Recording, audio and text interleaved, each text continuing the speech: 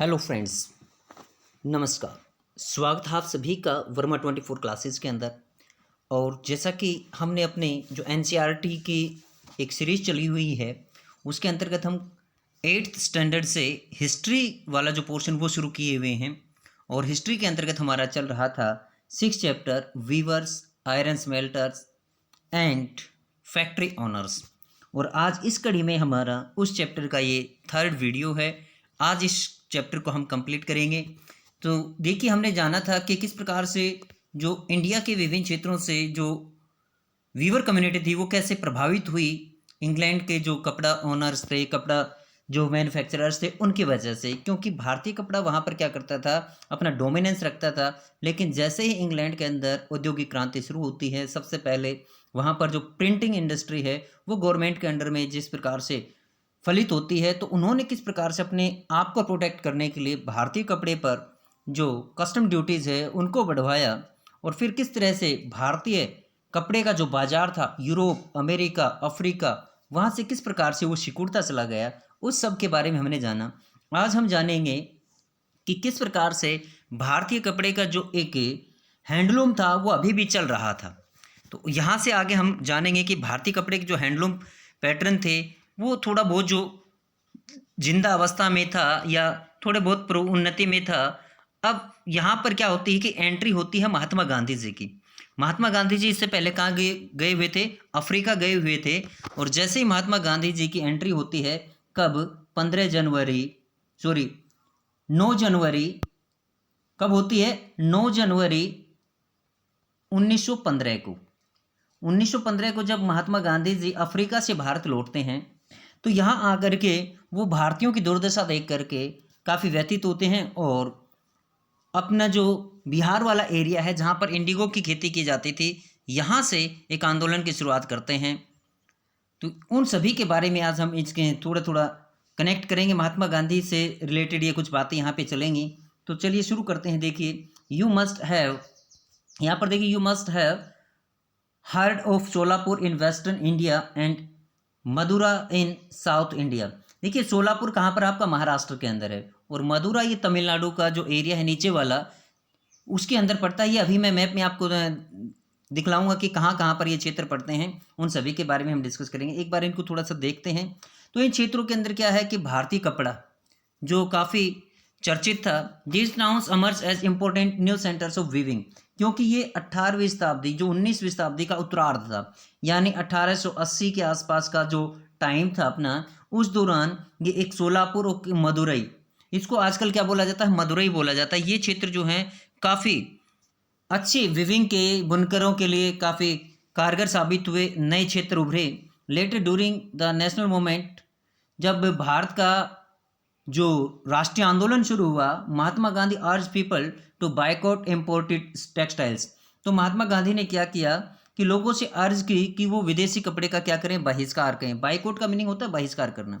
And use hand spun and hand woven cloth, khadi, और हाथ से बना हुआ, हाथ से कता हुआ कपड़ा जो कि खादी कहलाता है, उसका इस्तेमाल करें। Gradually become a symbol of nationalism, और धीरे धीरे यही खादी क्या बन गया, भारतीय राष्ट्रीय आंदोलन का प्रतीक बन गया।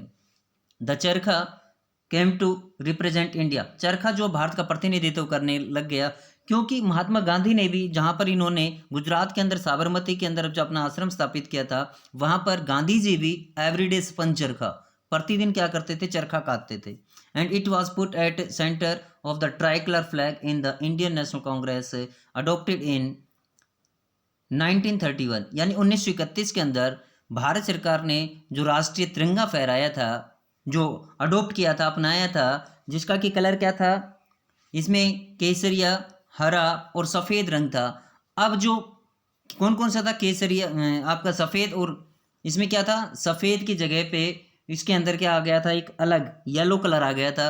अब जो सफ़ेद है उसके जगह पे उस समय येलो कलर था। देखिए, तो ये कलर जो है इस्तेमाल किया गया था। चरखा, उसके अंदर चरखे को स्थान दिया गया था उस दौरान 1931 के अंदर। तो क्वेश्चन यहाँ पे बन जाता है कि when was charkha get its place in Indian tricolour, तो कब प्राप्त हुआ था चरखे को स्थान, 1931 के अंदर। What happen to weavers and spinners who lost their livelihood. अब बताइए, देखिए कि जिन लोगों का अपना व्यवसाय जा चुका था, उन स्पिनर्स का, उन वीवर्स का क्या हुआ? Many weavers become agriculture labourers. इनमें से अधिकांश जो मजदूर थे वो क्या बन गए? चाहे वो स्पिनर हैं चाहे वीवर हैं, वो क्या बन गए? वो बन गए आपके खेतीहर मजदूर। Some migrated to cities in search of work. कुछ लोग गाँव के अंदर काम की तलाश में चले गए। And yet others went out of country to work in plantation in Africa and South America. जबकि देखिए औपनिवेशिक शासन का दौर चल रहा था, औपनिवेशिक शासन का दौर चल रहा था, तो इंग्लैंड के अंदर औद्योगिक क्रांति आ गई थी। तो इंग्लैंड के, क्योंकि छोटा सा भूभाग वाला देश था, वहाँ पर उद्योग स्थापित हो गए थे। अब उन लोगों को खाद्यान्नों की कमी महसूस हुई, तो इन्होंने दूसरे देशों को, अफ्रीका को, साउथ अमेरिका को, इनको उपनिवेश बनाना शुरू किया और यहाँ पर इन्होंने खेती करना शुरू किया। और यहाँ पर जो खेती करना शुरू किया, वहाँ पर अफ्रीका और एशिया के मजदूरों को ले जाकर के इन्होंने काम करवाया। Some of these handloom weavers also found work in the new cotton mills. अच्छा, इनमें से जो कुछ हैंडलूम वीवर थे, उनको जो कॉटन मिल्स थी उनके अंदर काम मिल गया। एस्टेब्लिश इन मुंबई, जो कि मुंबई में लगी। नाउ आजकल क्या बोलते हैं इसको? मुंबई बोलते हैं, उस समय बॉम्बे बोलते थे। अहमदाबाद के अंदर जो कपड़ा मिलें लगी, शोलापुर महाराष्ट्र वाला, नागपुर जो मध्य प्रदेश में है अपना वो, और कानपुर जो कि उत्तर प्रदेश का, उत्तर भारत का क्या कहलाता है? मैनचेस्टर कहलाता है। इन क्षेत्रों के अंदर इन मजदूरों को क्या मिल गया? काम मिल गया। इन बुनकरों को काम मिल गया। आगे क्या हुआ देखिए, कॉटन मिल से अब हम भारतीय क्षेत्र के अंदर जब नए ये कॉटन मिल्स स्थापित होती हैं उनका थोड़ा सा देखते हैं, डिस्कस करते हैं। The first cotton mill in India was set up as a spinning mill in Bombay 1854, 1854 के अंदर बनी थी। From the early 19th century, ये जो प्रारंभिक जो 19वीं शताब्दी का दौर था, Bombay had grown as important port for the export of raw cotton from India to England and China. देखिए भारत के अंदर जो ये कपड़ा मिलें लगी थी, ये स्पिनिंग मिल लगी थी। देखिए यहाँ पर आपको नजर आ रहा होगा स्पिनिंग मिल, यानी ये रुई से क्या बनाते थे? धागा बनाते थे, और इस धागे का इंपोर्ट कर दिया जाता था कहाँ? इंग्लैंड और चाइना में। It was close to the vast black soil, क्योंकि यहाँ पर क्या थी? काली मिट्टी का विस्तृत क्षेत्र था वेस्टर्न इंडिया में, और वेयर कॉटन वॉज ग्रोन, यहाँ पे उत्तम क्वालिटी की जो कॉटन थी वो होती थी। When the cotton textile mills came up they could get supplies of raw materials with ease. अब जैसे जैसे ये कॉटन मिल्स की जो टेक्सटाइल की जो मिलें आई, तो इनको जो रॉ मटेरियल की सप्लाई है वो आसानी से होने लग गई थी। तो अब आगे देखते हैं, देखिए ये कॉटन मिल किस कैसे आई थी। देखिए यहाँ पर आप देख रहे हैं कि workers in A cotton factory, ये क्या है? शायर का 1900 की बात बता रहे हैं। फोटोग्राफ बाई राजा दीनदयाल। राजा दीनदयाल जो कि भारतीय एक पेंटर थे, उनके द्वारा लिया गया है ये मैप फोटो है।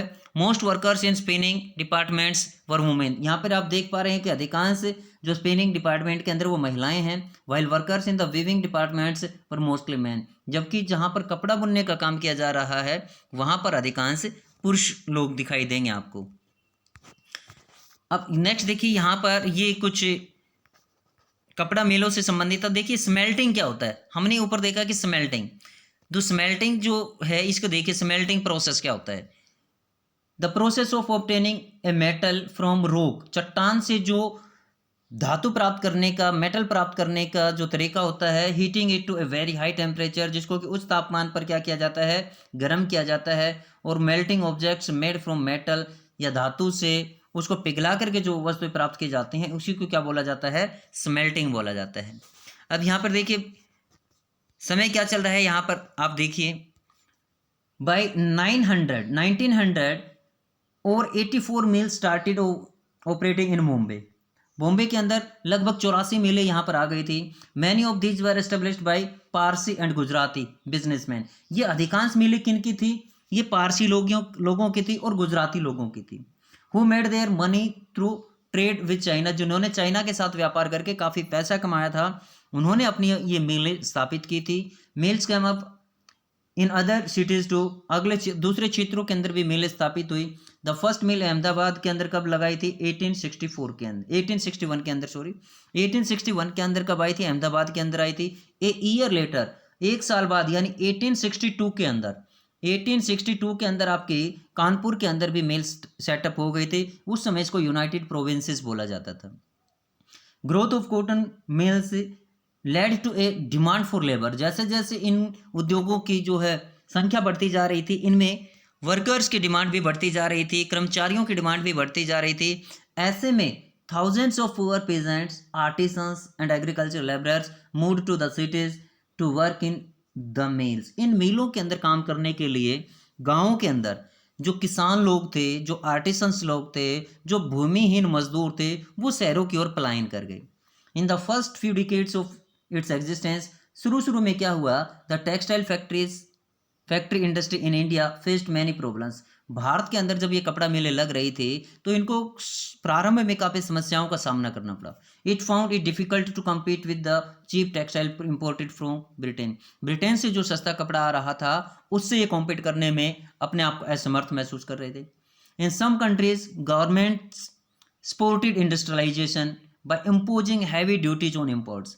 बहुत से देशों के अंदर क्या चल रहा था, कई सरकारें भारतीय कपड़े को क्या कर रही थी, इम्पोज, इसको आउट्स कर रही थी, इसको बाहर निकाल रही थी, क्योंकि इसके ऊपर इम्पोज की जा रही थी ड्यूटीज़, यानी जो एक्साइज ड्यूटीज होती हैं वो काफ़ी ज़्यादा लगाई जा रही थी ताकि वो अपने क्षेत्रों के क्या कर सके, उद्योगों को प्रोत्साहन दे सकें. जबकि भारतीय सरकार उस समय ऐसे में नहीं थी क्योंकि भारत गुलाम था उस समय. This eliminated competition and protected infant industries. इससे क्या हुआ कि जो युवा अवस्था में हमारी, क्योंकि हमारी इंडस्ट्रीज के युवा अवस्था में थी, बिल्कुल प्रारंभिक दौर में थी, the colony government in India usually refuse such production to local industries. इसलिए जो हमारी औपनिवेशिक सरकारें थी उन्होंने हमारी जो उद्योग थे उनको किसी प्रकार का प्रोटेक्शन नहीं दिया, कोई सुरक्षा प्रदान नहीं की. The first major spurt in the development of cotton factory production in India. इस प्रकार से जो हमारा पहला, जो एक तरह से देखा जाए कपड़ा उद्योग के अंदर जो उफान था, या ये कहें कि विकास का दौर था, उसमें हमें काफ़ी अधिक परेशानियों का सामना करना पड़ा. Therefore was during the first world war. ये जब दूसरे विश्व युद्ध का जो ये फर्स्ट वर्ल्ड वॉर का जो समय आया उस दौरान क्या हुआ, textile imports from Britain decline. England से जो कपड़े का जो एक्सपोर्ट होता था, इंपोर्ट होता था, एक्सपोर्ट इंपोर्ट, वो बंद हो गया. And Indian factories were called upon two produce cloth for military supplies. और सेना की सप्लाई के लिए भारतीय कपड़ों को क्या किया गया, भारतीय मिलों को आह्वान किया गया कि यहाँ पर क्या बनवाई गई, फिर यहाँ पर सामान तैयार करवाया गया, यहाँ पर कपड़ा तैयार करवाया गया. तब भारतीय कपड़ों जो मिलें थी उनको क्या मिला, एक तरह से एक बून मिला, एक वरदान. जो फर्स्ट वर्ल्ड वॉर था ये भारतीय उद्योगों के लिए एक बून साबित हुआ, एक वरदान साबित हुआ. ये वुड स्टील एक उस समय का एक उत्तम क्वालिटी का स्टील होता था. अब यहाँ पे हम किसकी बात कर रहे हैं, अब आयरन एंड स्टील इंडस्ट्री के बारे में देखेंगे. We begin the story of Indian steel and iron metallurgy by recounting the famous story of Tipu Sultan who ruled Mysore till 1799. देखिए हम अपनी कहानी कहाँ से करेंगे आयरन एंड स्टील की. आपको पता है कि मैसूर का एक शासक हुआ था टीपू सुल्तान, जिसको कि मैसूर का शेर भी कहा जाता था. इसकी तलवार इतनी ऐसी तलवार थी कि जितनी इसको यूज किया जाता था उसकी दुधार जो धार थी वो उतनी तेज हो जाती थी. फोर्ट 4 वार्स विद ब्रिटिश, इसने अंग्रेजों के साथ 4 युद्ध लड़े. And died fighting with this sword in his hand. और अपने हाथ में यही तलवार लेकर के, ये वुड जो स्टील की तलवार थी, वुड स्टील की जो तलवार थी, इसको लेकर के ही वो युद्ध गति में ये वीर गति को प्राप्त हुए युद्ध भूमि के अंदर. Tipu's legendary swords are now part of valuable collection of in museums in England. अब जो टीपू सुल्तान की जो तलवार थी वो आज कहाँ पर है, इंग्लैंड के म्यूजियम के अंदर रखी हुई है. But do you know why the sword was so special. लेकिन क्या आपको पता है कि स्वॉर्ड, ये जो तलवार थी, ये इतनी स्पेशल क्यों थी.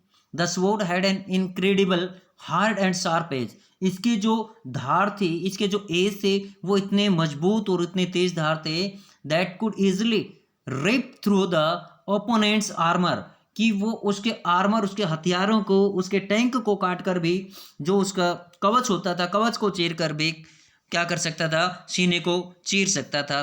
This quality of the sword came from a special type of high carbon steel called wootz. ये उसके अंदर क्वालिटी किससे आई, एक हाई कार्बन युक्त जो स्टील था जिसको वुड्स बोला जाता, उससे ये तलवार बनी हुई थी. Which was produced all over south. ये लगभग पूरे दक्षिण भारत के अंदर जो वुड्स का काम चलता था। Would steel when made into swords, उस समय जब इस वुड से तलवारें बनाई जाती थी। A very sharp edge with a flowing water pattern, इस पे जैसे पानी लुढ़क करके चलता है, पानी की धार जैसा इसका पैटर्न होता था, तरीका होता था। This pattern came from very small carbon crystals embedded in the iron. ये किससे आता था कि कार्बन के छोटे छोटे क्रिस्टल्स, कण, वो उस आयरन के अंदर एम्बेडेड किए जाते थे, उसके अंदर जड़े जाते थे, और इसकी वजह से इसको क्या मिलती थी, ये तेज धार मिलती थी।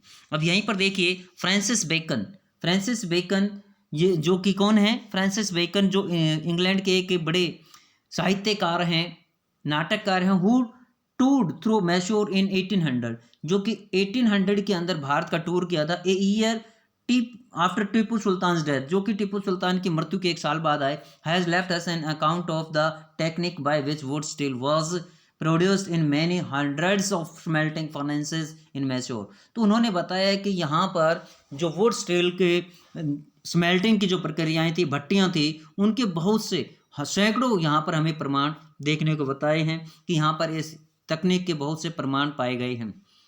In this furnaces iron was mixed with charcoal, यहाँ पे क्या किया जाता था, आयरन को चारकोल के साथ मिक्स किया जाता था, and put inside small clay pots, और उनको छोटे छोटे मिट्टी के बर्तनों में रखा जाता था। Through an intricate control of temperature, जहाँ पे एक बड़ी जटिल तरीके से टेम्परेचर को कंट्रोल करके द स्मेल्टर्स प्रोड्यूस स्टील, जो स्मेल्टर थे, जो लोहा बनाने वाले थे, वो इससे स्टील का निर्माण करते थे। That were use for sword making, जिसका कि तलवार बनाने में इस्तेमाल किया जाता था।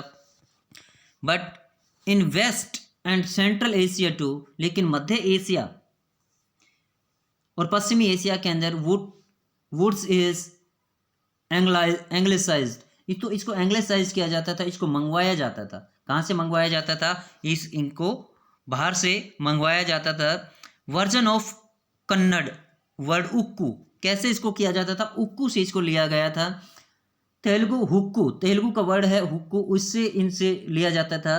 And Tamil and Malayalam urukku meaning steel, इन सभी के क्षेत्रों के अंदर क्या किया जाता था भैया, इन सभी का यहाँ पे अर्थ बताया गया है कि ये जो उस समय जो स्टील, वुड स्टील था, इसका कन्नड़ भाषा में क्या नाम था, तमिल में क्या नाम था, मलयालम में क्या नाम था, यानी लगभग संपूर्ण दक्षिण भारत के अंदर हमारे ये क्या चलते थे, इस प्रकार का ये प्रोसेस चलता था, इनका उत्पादन होता था।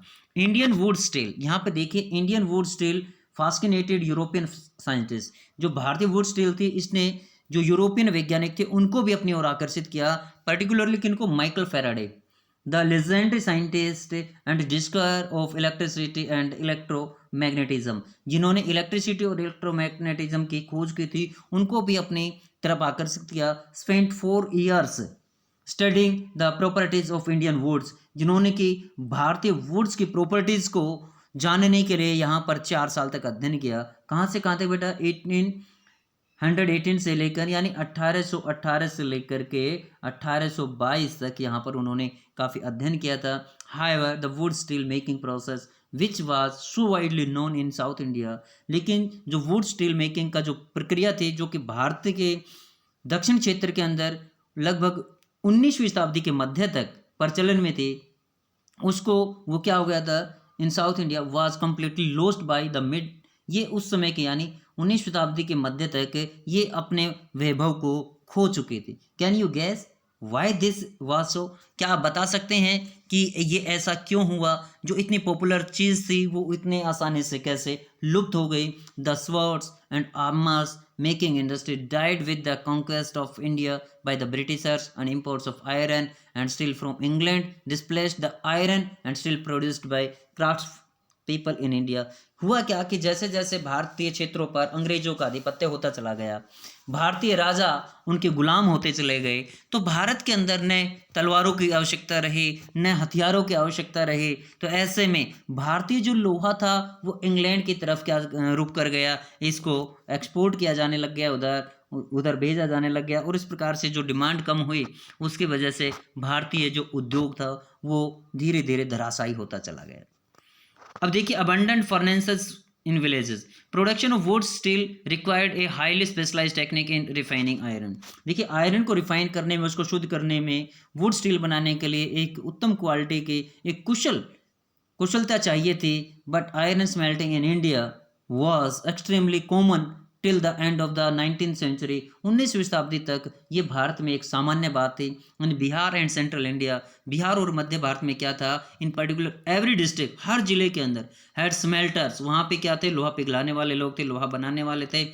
That use local deposits of ore to produce iron, जो कि स्थानीय जो भंडार थे उनका इस्तेमाल किया जाता था लोहे को बनाने के लिए, which was widely use for the manufacturing of implements and tools of daily use. जिससे कि इसका मैन्युफैक्चर किस लिए किया जाता था, जो अपने दैनिक यूज में होने वाले औजार थे उनका इस्तेमाल करने के लिए, उपयोग करने के लिए, उनको बनाने के लिए इसका इस्तेमाल होता था। The furnaces were most of fun, और यहाँ पर इस प्रकार की जो भट्टियाँ थी वो आम बात थी। Clay and sun dried bricks, जो धूप में पकी हुई ईंटें, इस प्रकार के यहाँ पर काफ़ी प्रमाण प्राप्त हुए हैं। The smelting was done by man, जो स्मेल्टिंग की प्रक्रिया थी, जो पिघलाने की प्रक्रिया थी, लोहा बनाने की प्रक्रिया थी, वो पुरुषों के द्वारा किए जाते थे। वाइल वुमेन वर्क द बिल्लोज, जबकि महिलाएं जो थी वो बिल्लोज होता है, जो भट्टियाँ होती है उसमें जो आग जलाने की प्रक्रिया होती है, पंपिंग एयर, ये जो उसके अंदर जो हवा मारने की, जो आग को जलाने की एक जो तरकीब होती है, उसके लिए महिलाएं काम करती थी। दैट केप्ट चारकोल बर्निंग, जिससे कि चारकोल जलता रहता था, जिससे कि चारकोल क्या होता रहता था, जलता रहता था। ये देखिए यहाँ पर ये प्रोसेस दिखा रखा है, किस प्रकार से आयरन को तैयार किया जाता है, वो यहाँ पर दर्शाया गया है। अब यहाँ पर देखिए हम थोड़ा सा डिस्कस करते हैं अपने ये a village in central India where the Agarias a common community of iron smelters. तो यहाँ पर एक कम्युनिटी पूछी जाती है कि जो आयरन स्मेल्टर्स की कम्युनिटी कौन सी थी, ये अग्रेरियाज थी। कौन सी थी, अग्रेरियाज। सम कम्युनिटीज लाइक द अग्रेरियाज स्पेशलाइज, ये क्या थे, क्राफ्ट लोग थे, दक्ष लोग थे, जो कि आयरन को स्मेल्ट करने में महत्वपूर्ण थे। अग्रारिया आयरन स्मेल्टर्स स्टॉप्ड वर्क, इन्होंने कार्य करना बंद कर दिया था धीरे धीरे। जैसे ये फिर क्या हो गए थे, अंग्रेजों का जब भारत के अंदर शासन आता है तो ये अन्य क्षेत्रों में काम करने के लिए एज ए माइग्रेंट के तौर पर चले जाते हैं। इस प्रकार से जो भट्टियां हैं वो धीरे धीरे खत्म होती चली जाती हैं। अब देखिए by the late 19th century however the craft of iron smelting was decline. देखिए अभी हमने ऊपर डिस्कस किया कि जो अग्रेरिया कम्युनिटी के लोग थे वो कैसे इसका काम में दक्ष थे। In most villages furnace fail into disuse, बहुत सी क्षेत्रों के अंदर जो भट्टियां थी गांव के अंदर उनका उपयोग खत्म हो गया था। And the amount of iron produce came down, और जो अमाउंट थी, जो लोहा बनाने का जो तरकीब थे या उत्पादन था वो भी कम हो गया था। ये ऐसा क्यों हुआ? One reason was the new forest laws that you have read about in chapter 4, जो कि हमने अध्याय 4 में किसके बारे में पढ़ा था, चैप्टर फॉरेस्ट के बारे में पढ़ा था।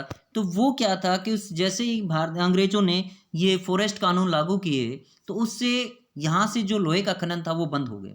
When the colonial government prevented people from entering the reserve forest, जब संरक्षित वनों के अंदर इनका जाना बंद हो गया, how could the iron smelters find would for charcoal, तो चारकोल को जलाने के लिए इनको लकड़ियाँ कहाँ से प्राप्त होती, where could they get iron rod, और लो ऐसा कि इनको कहाँ से मिलता।